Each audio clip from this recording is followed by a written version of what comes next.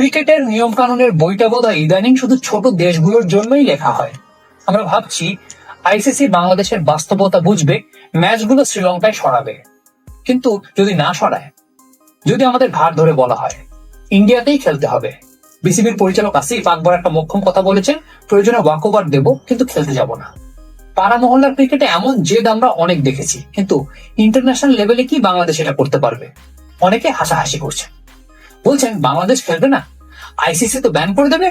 তাদের উদ্দেশ্যে বলি, নিয়মের শিকল কি শুধু আমাদের জন্যই? ট্যাগ বিশ্বকাপে ইংল্যান্ড জম্বুতে যেতে অস্বীকার করলো, তখন তো ক্রিকেট রসাতলে যায়নি। নিউজিল্যান্ড যখন নিরাপত্তার ওজোরে কেনিয়ায় গেল না, তখন তো কেনিয়াকে বিনা যুদ্ধে জয়ী ঘোষণা করা হয়েছিল। তখন তো আইসিসি কে খুব ন্যায়পরায়ণ মনে হয়েছিল। আর এখন হাইব্রিড মডেলের জমানায় পাকিস্তান ইন্ডিয়াতে খেলবে না, ঠিক আছে, শ্রীলঙ্কা রেডি।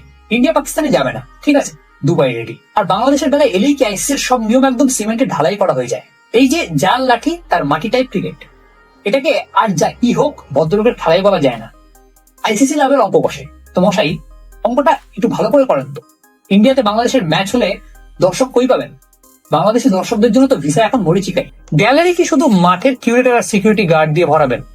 সাংবাদিকরা যেতে পারবে না, ফ্যানরা যেতে পারবে না। তাতে কি ব্রডকাস্টিং এর জৌলুস বাড়বে? বরং শ্রীলঙ্কায় খেলালে তো আইসিসিরই পোয়া বারো। একই ভেন্যুতে 2-3টে ম্যাচ হলে আপনাদের প্রোডাকশন কস্ট বাঁচবে, পকেট থেকে টাকা কম খসবে। আর বাংলাদেশিরা তো ক্রিকেটের জন্য পাগল। শ্রীলঙ্কা কেন, চাঁদে খেলা দিলেও তারা রকেট ভাড়া করে চলে যাবে। সেখানে আপনারা মাঠ ভর্তি দর্শক পাবেন, টিকিট বিক্রি হবে, অথচ আপনারা পড়ে আছেন জেদ নিয়ে।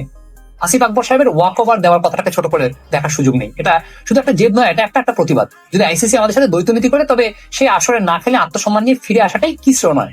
গোলামি করে ক্রিকেটের নাম কামানোর চেয়ে মাথা উঁচু করে মাঠ ছাড়ার নজিরও তো ইতিহাসে আছে। এখন আপনারা বলুন, বাংলাদেশ কি দমে যাবে, নাকি পিঠ থেকে গেলে ওয়াক ওভার দিয়ে বুঝিয়ে দেবে যে আমরা সংখ্যায় কম হতে পারি, কিন্তু মেরুদণ্ড আমাদের এখনো সোজা? আপনাদের মন্তব্য কমেন্টে ঝড়ের বেগে লিখে জানান।